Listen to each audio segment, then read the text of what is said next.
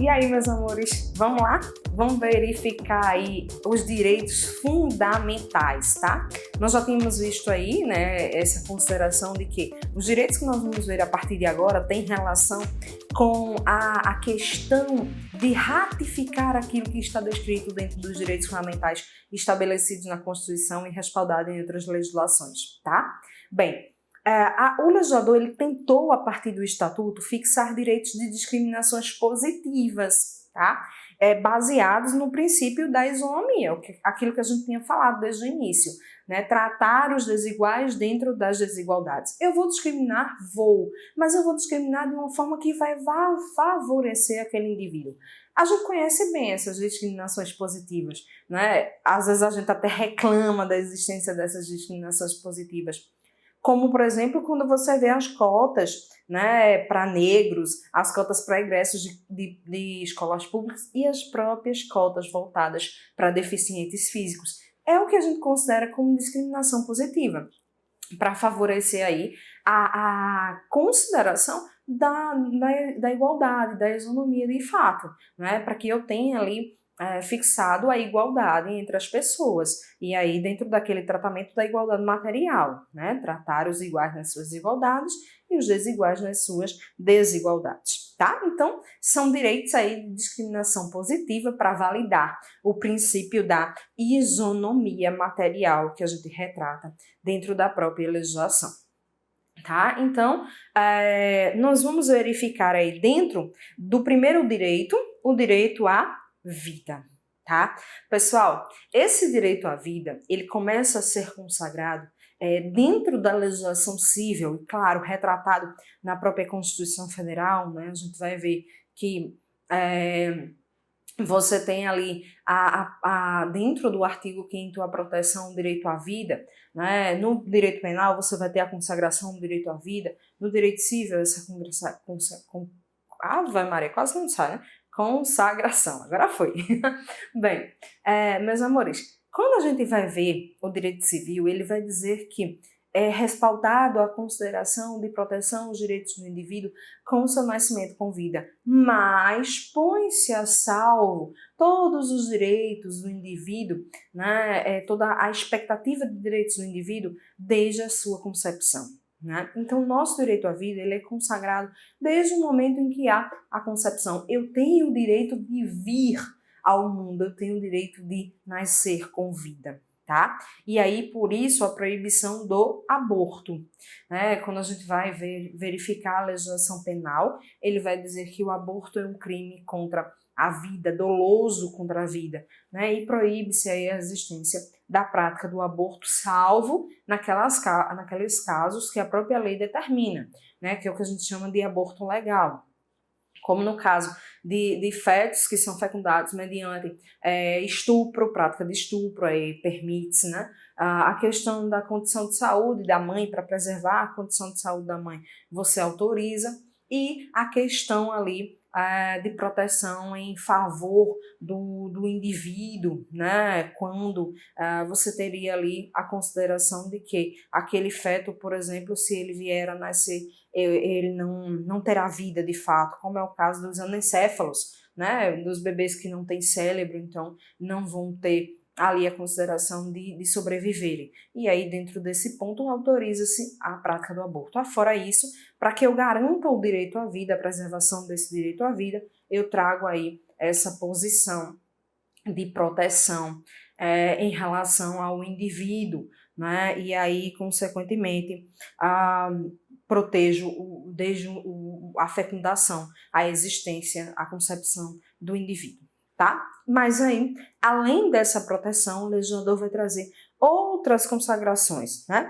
Como a gente já trabalhou que o deficiente físico ele é considerado vulnerável, né? E aí, consequentemente, vão estar em situações de risco, em situações de emergência, em situações de calamidade pública. A legislação cuidou, quando é esse direito à vida, de dizer que eu vou, nessas situações, preservar a vida do deficiente físico. Toda vez que eu tiver um risco, uma emergência, uma calamidade pública, eu tenho uma prioridade de tratamento em relação aos deficientes físicos, já que eles estão nesse grau de vulnerabilidade. E aí eu vou preservar o direito à vida. Então, o que o legislador de imediato, logo na previsão do artigo 10, vai trazer para a gente em preservação esse direito à vida, é que em caso de existência de emergência, em situações de calamidade pública, em situações de risco, o deficiente físico ele tem um tratamento prioritário para preservar o seu direito à vida. Essa é a primeira consideração para ratificar o que a gente já estuda dentro da consideração da proteção ao direito à vida para toda e qualquer pessoa. E aí uma proteção maior em detrimento do deficiente físico. Além disso, né, o legislador ele trouxe uma prerrogativa importante, que a gente já trabalha dentro da consideração em favor do ser humano comum, né, que é a questão aí de você não ser submetido, o indivíduo não ser submetido a tratamento médico sem a sua devida autorização, né? Inclusive, se a gente for estudar o direito civil, né, a gente vai ver que a disposição do nosso próprio corpo ela tem que ser por agente consentida. Por exemplo, eu vou ser doador de órgãos após o meu óbito. Isso tem que ser um consentimento dado por mim, porque é a disposição do meu próprio corpo. Isso é retratado dentro do direito civil para toda e qualquer pessoa. Mas aí, o que é que o legislador tentou fixar aqui quando ele trabalha essa ideia do direito à vida e traz essa concepção aí em relação à questão dos tratamentos médicos concedente de autorização? Porque anteriormente, como a gente trabalhou logo no artigo 1º ao 9º, quando a gente falou da questão da capacidade civil no artigo 6º da pessoa com deficiência, a gente trouxe a questão do modelo social. Anteriormente, nós tínhamos um modelo médico, nós chegamos a falar sobre isso. E esse modelo médico, ele retratava que as pessoas com deficiência, elas não tinham a capacidade de tomar decisões em relação a determinadas situações. Já o modelo social autoriza essa capacidade civil e autoriza que o indivíduo, que a pessoa com deficiência, ela tenha a condição de poder tomar as suas próprias decisões. E dentro dessa consideração, a gente traz essa predisposição de que, em relação a tratamentos médicos, é necessário o consentimento da pessoa com deficiência para que esse tratamento aconteça. Então, a pessoa com deficiência, ela não será submetida a tratamento médico sem o seu consentimento. E como é que vai funcionar o consentimento desse indivíduo, tá? O consentimento, ele será prévio. Então, antes do tratamento acontecer, é necessário que haja o consentimento do deficiente. Ele será livre, ou seja, não deve haver imposição alguma sobre aquele indivíduo. E ele precisa ser devidamente esclarecido, ele precisa ser exposto de forma verbal, de forma escrita. É necessário que aconteça o esclarecimento. Então, o consentimento, ele parte da predisposição de 3 pilares. Ele precisa ser prévio, ele precisa ser livre e ele precisa ser esclarecido, tá? Bem, agora essa vai ser a regra geral, tá, amores? A pessoa com deficiência não será submetida, em detrimento à preservação do seu direito à vida, a nenhum tipo de tratamento médico sem o seu consentimento. O seu consentimento precisará ser prévio, livre e esclarecido, tá? Mas pode acontecer uma exceção a essa regra que a gente acabou de trabalhar, que é essa questão da prestação do tratamento, do indivíduo ser submetido, da pessoa com deficiência física, qualquer tipo de deficiência, desculpem, ser submetida a um tratamento médico sem o consentimento, tá? E aí nós temos 2 casos em que esse consentimento ele vai poder ser colocado de lado. Quando existe o risco de morte desse indivíduo ou quando é um caso de emergência de saúde. Nesses 2 casos da existência do risco de morte ou de emergência de saúde, o tratamento médico ele poderá acontecer sem o consentimento da pessoa com deficiência, tá? Isso já é uma regrinha que a gente utiliza, inclusive, no direito civil. Por exemplo, em relação à testemunha de Jeová, né? Que você tem aquele impedimento, a religiosidade impede com que haja, por exemplo, transfusão de sangue. E aí já houveram decisões judiciais em que dizem que se houver ali um caso de morte, um caso em que haja um risco de morte, em que não haja um tratamento substitutivo, a transfusão ela vai poder acontecer sem o consentimento. Então, por analogia, a gente traz essa mesma ideia para cá. Né? Havendo risco de morte, não tem tratamento substitutivo, não tem ali, tem uma condição ali de emergência de saúde, o atendimento médico ele poderá acontecer e o tratamento, inclusive, sem o consentimento, tá? Daquele indivíduo. Agora, pessoal, a gente tem umas particularidades em relação a esse consentimento aí, tá? Porque a gente trabalhou a ideia aí, logo no início da capacidade civil, dizendo que a capacidade civil do deficiente ele é uma capacidade civil relativa. Então, muitas vezes ele precisa estar assistido por um curador ou por um tutor, né? E aí a legislação ele vai falar sobre isso. Quando, em caso de consentimento para tratamento médico, o indivíduo ele estiver em regime de curatela, né, se ele estiver sendo assistido por um curador, o curador ele vai participar na forma da lei. Ele vai trazer, se houver a necessidade, o seu consentimento, tá? Então, você tem aí essa questão, né, de que haja participação do curador, né, em relação a essa predisposição.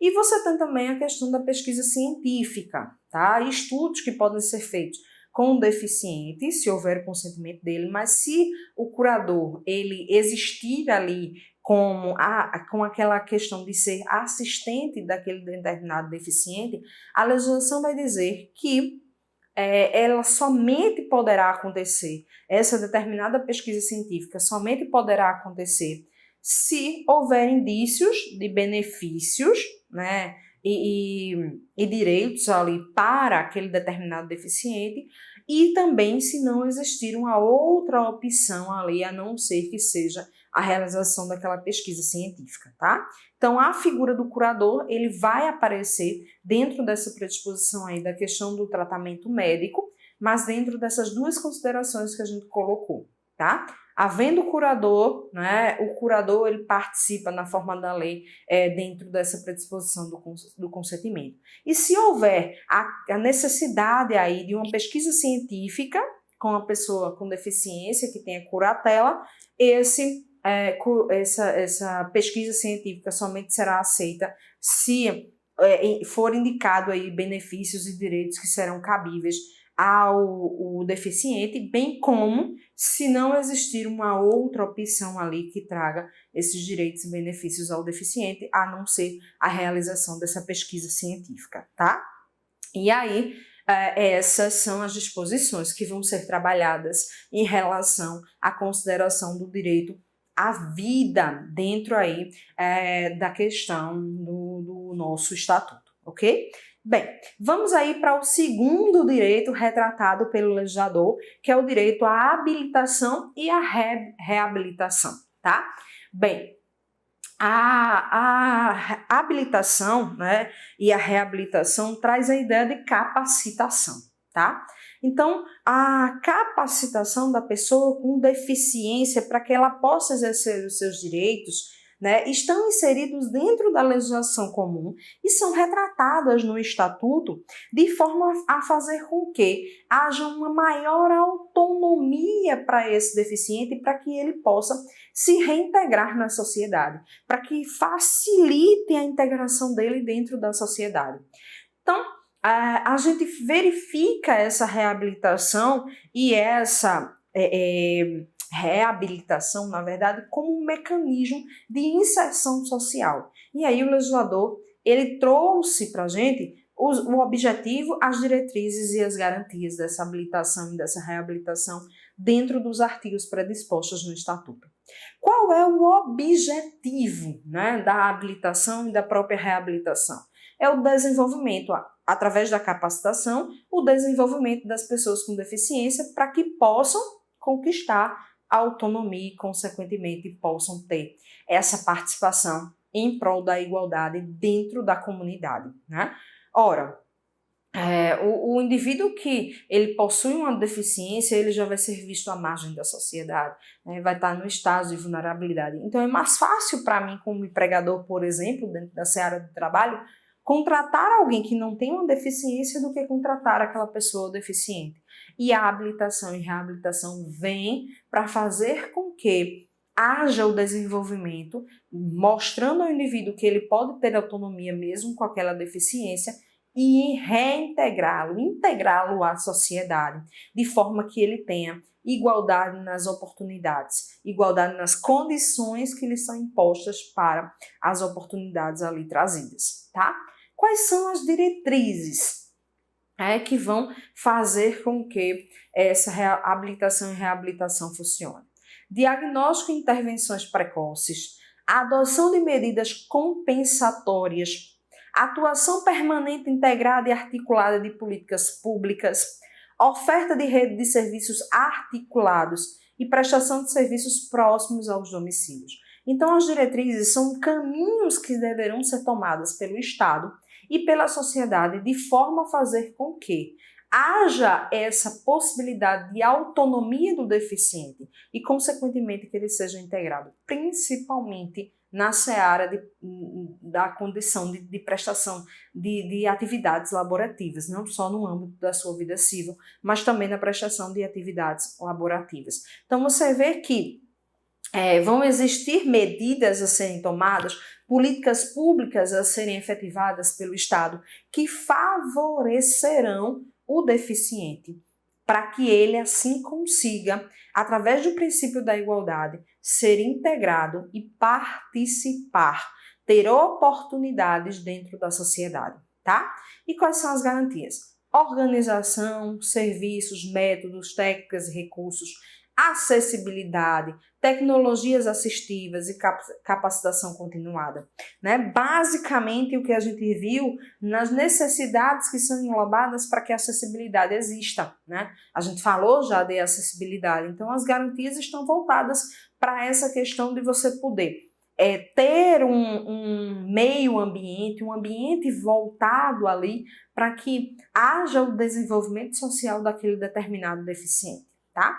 Então, essa habilitação e essa reabilitação vão nos trazer essa condição, tá? Bem, as políticas públicas de habilitação e reabilitação, elas deverão estar voltadas para a atuação do SUS e das SUAS, tá?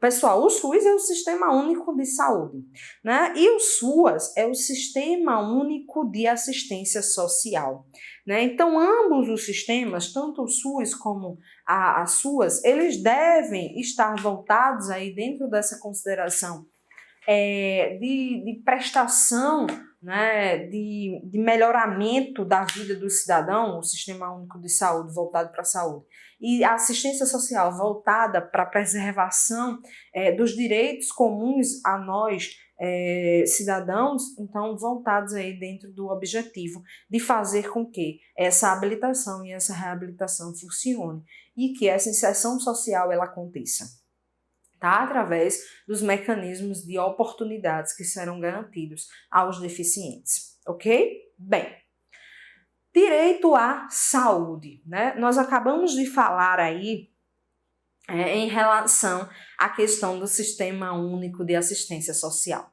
tá? Quando a gente estuda Seguridade Social no Brasil, a gente fala aí de 3 pilares, né? Que seriam aí os 3 pilares voltados para a questão de estruturação dessa Seguridade Social. Então, você tem a Previdência, a Assistência Social e a Saúde. Então, o direito à saúde ele está elencado na Constituição Federal, no artigo 6º e retratado a partir do artigo 194 da Constituição Federal, dentro dessa ideia de Seguridade Social. E aí o legislador lá, quando verifica, né, essa questão do direito à saúde, ele vai dizer que é um direito de todos e um dever do Estado a sua prestação de forma gratuita e universal. tá? Isso significa dizer que todos nós, como cidadãos, estamos adstritos a ter a consideração de uma proteção quanto ao nosso direito à saúde. De uma prestação essa que vai ser uma prestação gratuita e para todos, sem distinção de qualquer natureza. É por isso que quando você vai a um atendimento do SUS, não existe característica preferencial, a não ser que você tenha garantia de uma prioridade, como a gente falou, nas questões prioritárias voltadas para o deficiente físico, para o deficiente, por exemplo, né? Mas o direito à saúde é um dever que é assegurado, né, pelo Estado em todos os níveis de sua complexidade, né, através dessa consideração de ser um direito de todos, igualitário, universal e gratuito, e vai ser prestado pelo SUS, Sistema Único de Saúde, que tanto tem se reclamado, mas nos tempos de hoje é o que tem salvado a nossa população, né? Mesmo que seja um sistema que ande cambaleante aí das pernas, né? Mas é um sistema ainda a nível mundial, que tem essa característica de uma cobertura igualitária, universal, né, de forma gratuita. A gente hoje vive situações, por exemplo, uma situação de pandemia, em que no mundo todo você tem aí uma necessidade de acompanhamento médico hospitalar a todos que são aí acometidos pela Covid-19. Né? E aí, pessoal, consequentemente, você verifica, né, que em determinados países o indivíduo, ele, mesmo que ele não possua recursos, mas para ele ser atendido, ele tem que pagar por esse atendimento, né? Nem que seja pós-tratamento de forma parcelada, mas ele vai ter que pagar. E no Brasil, por pior que seja o nosso sistema, a gente tem essa gratuidade, uma prestação obrigatória por parte do Estado, com uma responsabilidade de cumprimento desse direito. E aí o legislador traz para a gente que dentro dessa proteção, dessa ratificação do direito à saúde, que é trazido no Estatuto, né, o legislador assumiu aí uma responsabilidade de ter um atendimento ainda maior e com prerrogativas ainda melhores em favor da pessoa com deficiência, tá?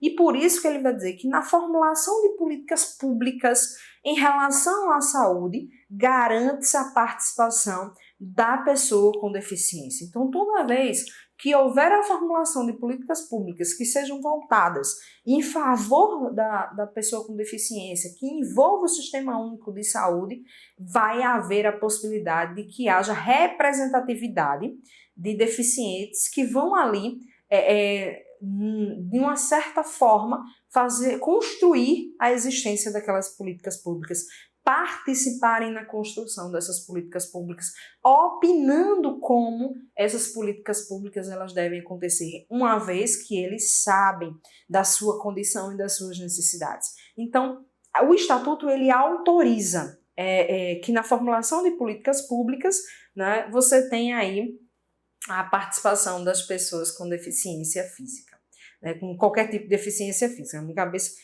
só tá essa questão da deficiência física, né, qualquer tipo de deficiência, tá? Bem, além disso, o Estatuto ele prevê o atendimento observando as normas éticas e técnicas, né? Ora, essa observância ela é garantida para toda qualquer pessoa, mas o legislador ratificou ele confirmou a necessidade de que haja um atendimento de saúde observando as normas éticas e técnicas, tá? Capacitação, né? O Estatuto diz que é necessário que exista uma capacitação inicial e continuada dos profissionais que trabalham na área de saúde para que eles possam dar uma assistência ainda maior à pessoa com deficiência, tá?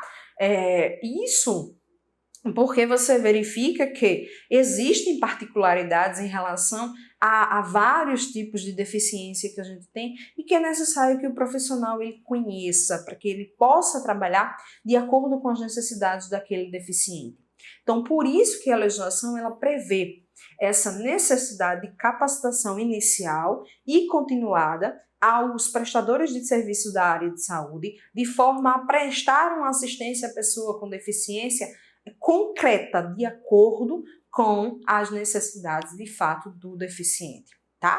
Além disso, ele vai falar em relação às ações que devem ser prestadas pelo Sistema Único de Saúde, assegurando diagnósticos e intervenções precoces, ou seja, anteriormente até mesmo ao acontecimento de qualquer dano àquele deficiente, serviços de habilitação e reabilitação, como a gente estudou no direito anterior, né, com tratamentos ambulatoriais, internações se houverem necessidade, né, atendimento domiciliar multidisciplinar, então você tem ali a possibilidade de que o deficiente ele não pode se deslocar, ele precisa de um atendimento de um fisioterapeuta, de um fonoaudiólogo, então que ele possa se deslocar até o domicílio daquele indivíduo, né, evitando assim o deslocamento dele da sua residência para uma unidade de pronto atendimento ou unidade básica de saúde, né? Atendimento psicológico, não só para os deficientes, mas também para os familiares, né? A questão do respeito à identidade de gênero, isso é importante, e a orientação sexual, né, pessoal? A gente tem agora uma valorização dessa identidade de gênero muito grande, especificada pela legislação diante das nossas mudanças sociais, em que o direito precisa acompanhar essas mudanças sociais, e aí o Estatuto ele já prevê, desde 2015, essa consideração de respeito às especificidades voltadas para a identificação de gênero e para a questão de orientação sexual, né? A questão também, a questão da reprodução, então ele fala sobre isso, informação adequada e acessível sobre a condição de saúde do indivíduo, né? A questão ali de oferta de próteses, de órteses, tá? De meios auxiliares de locomoção, para que o deficiente ele possa, e aí agora sim voltado para a deficiência física, para que ele possa ter a sua inserção social, a questão de medicamentos, de acompanhamentos nutricionais, né? Então, você traz aí direitos que deverão ser prestados fora os direitos comuns que já são trazidos quanto à prestação do direito à saúde, também aí levantados, né, pelo legislador na condição da própria fixação das diretrizes do SUS, tá? Além disso, né, o legislador ele vai falar dentro desse direito à saúde de algo que são considerados como ações preventivas que deverão ser adotadas pelo SUS. E aí nós temos 4 ações preventivas que são levantadas aí dentro dessa consideração do atendimento e da valorização do direito à saúde. Acompanhamento de gravidez, de parto e de puerpério, né? O puerpério é aquele estágio logo após o nascimento da criança, tá? A promoção de práticas alimentares adequadas, programas de imunização e triagem neonatal, né? Então acompanhamento neonatal e a questão de vacinações e a identificação e controle de gestação de alto risco. Então você vê que ele volta essas ações preventivas para deficiente que está nessa consideração de gestação ou pós-gestação. Então, existe também aí no Estatuto essa preocupação do legislador com essas ações preventivas que deverão ser adotadas pelo SUS, tá? Bem, até agora a gente verificou essas condições dentro do direito da saúde, tá? No nosso próximo bloco, meus amores, a gente vai trabalhar justamente a consideração do atendimento à pessoa com deficiência dentro da configuração do SUS e do seu atendimento e a questão da cobertura não só pelo SUS, mas também pela questão dos planos de saúde, tá? Então eu aguardo vocês para a gente finalizar essa questão do direito à saúde e ver os demais direitos na nossa próxima missão. Até lá, amores!